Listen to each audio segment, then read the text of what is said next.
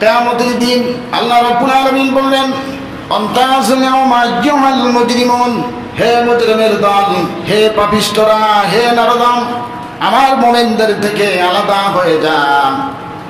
তখন মুজরিমেরা তারা আলাদা হতে চাইবে না। আল্লাহ রাব্বুল আলামিন ফেরেশতাদেরকে বলবে, ও আমার ফেরেশতারা, এদেরকে গলা ধাক্কা দিয়া দিয়া ওয়াসিকাল্লাযীনা কাফারু ইলা জাহান্নামা যুমারা।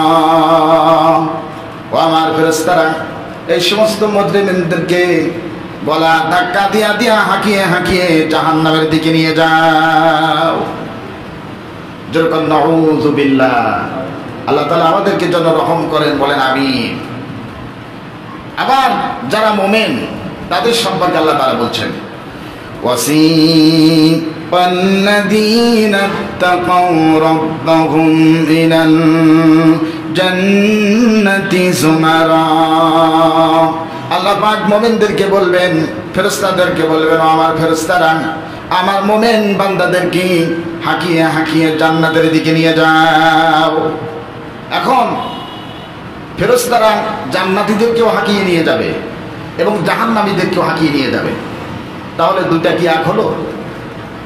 আমি সারা জীবন সুদ হারাম করে দিলাম, ঘুষ খেলাম না, সুদ খেলাম না, মিথ্যা বর্জন করলাম, টাটকা টাটকা সুদগুলি পা দিয়ে লাথি মারলাম, জেল খাটলাম, চাকরি হারালাম, এত কিছু করলাম, তারপরেও যদি কিয়ামতের দিন ফেরেশতাদের ধাক্কা খাওয়া লাগে, তাহলে হইল কি?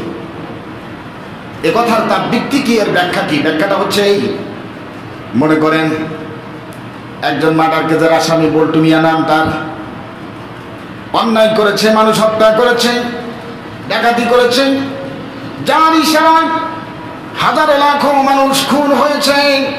এইরকম একজন পাপিষ্ঠ, যেমন বাংলাদেশের সাবেক দেশপালাত প্রধানমন্ত্রী, তার ইশারায় লাখো জনতা খুন হয়েছে, মানুষ মরেছে, জেল খেটেছে, জরিমানা দিতে হয়েছে, পুঙ্গ হয়ে হাসপাতালের সাথে মৃত্যুর শয্যায় আছে।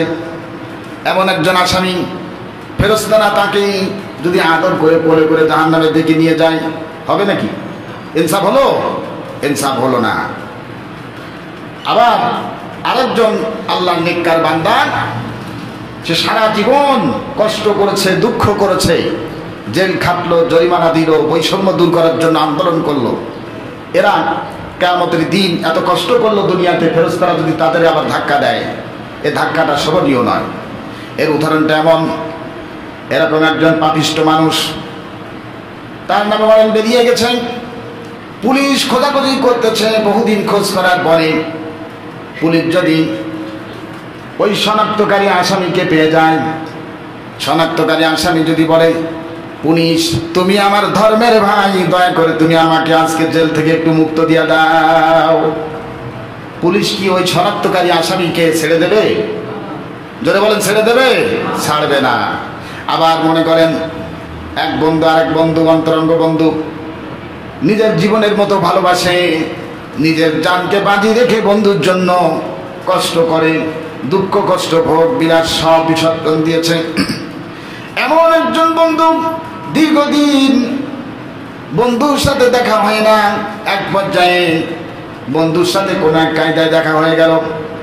এখন ওই বন্ধু বলছে, বন্ধু বহুদিন পরে দেখা হয়েছে ঠিকই, কিন্তু আজ তোমার সাথে দেখা কর, তোমার সাথে সময় দেওয়ার আমার সময় নাই, তোমার সাথে তো একটু থাকবো, রাত্র যাপন করবো, একসাথে একটু কথাবার্তা বলবো, সে সময় আমার নাই। বন্ধু বলবে, বন্ধু বহুদিন পরে তোমার পেয়ে গেছি, আজ তোমাকে আর আমি ছাড়বো না। এখন আপনারা বলুন, পুলিশের ধরা শনাক্তকারী খুনি দাগি আসামিকে পুলিশ ধরলো, ধরা পুলিশের ধরা আসামিকে, আর বন্ধুর ধরা, দুটা কি এক হলো নাকি? বলেন, এক হলো? এক হলো না। ঠিক অনুরূপ কিয়ামতের দিন আল্লাহ পাক বলেন, ওয়াসিকাল্লাযীনা কাফারু ইলা জাহান্নামা যুমারা।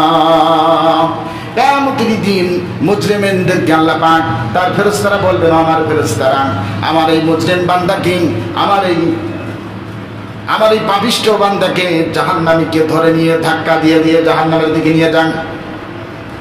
আবার আল্লাহ রাব্বুল আলামিন পরের আয়াতে কারিমায় বলছেন ওয়াসিকাল্লাযীনা তাকাউ রাব্বাহুম ইলাল জান্নাতি যুমারা।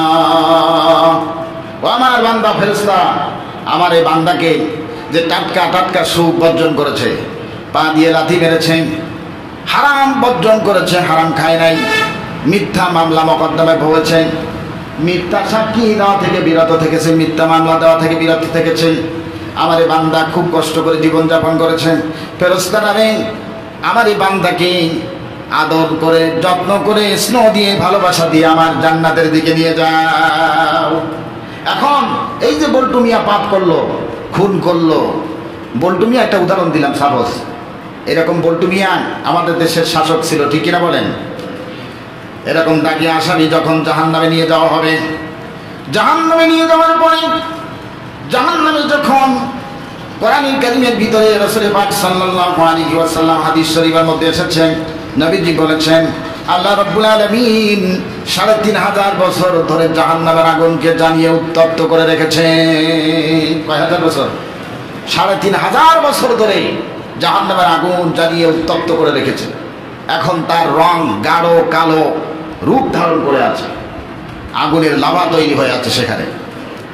এই আগুনের লাভায় যখন জাহান্নামীকে ফালায় দেওয়া হবে, দাগি খুনি স্বৈরাচারকে যখন ওখানে ফালায় দেওয়া হবে, ফালায় দেওয়ার পরে জাহান্নামী, ওই জাহান্নাম নিকৃষ্ট আল্লাহর বান্দা, সেও তো আল্লাহর বান্দা, জাহান্নামে যাওয়ার পরে তার চোখের সামনে সে দেখতে পাবে দূরে জান্নাত দেখা যায়, দূরে জান্নাত দেখা যায়। ওই জাহান্নামী দেখতে পাবে জান্নাতের ভিতরে তাদেরকে দুনিয়াতে মেরেছিলাম, আমার অর্ডার দিয়েছি, ক্ষমতায় থাকতেই হবে, জানবে হোক ক্ষমতা থাকতেই হবে।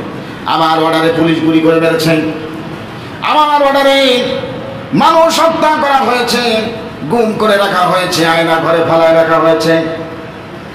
এখন এই স্বৈরাচারী ব্যক্তি জাহান্নামে থেকে জান্নাতের ভিতরে ওই সমস্ত বান্দাদেরকে দেখতে পাবে।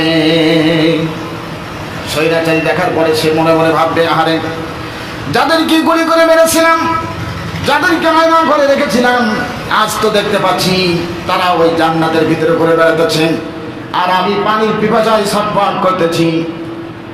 এক ফোঁটা পানির জন্য তৃষ্ণা, গলা কণ্ঠ আকণ্ঠ তৃষ্ণার্ত, কলিজা ফেটে যেতেছে। এক ফোঁটা পানি হলে একটু তৃষ্ণার্ত মিটাতাম।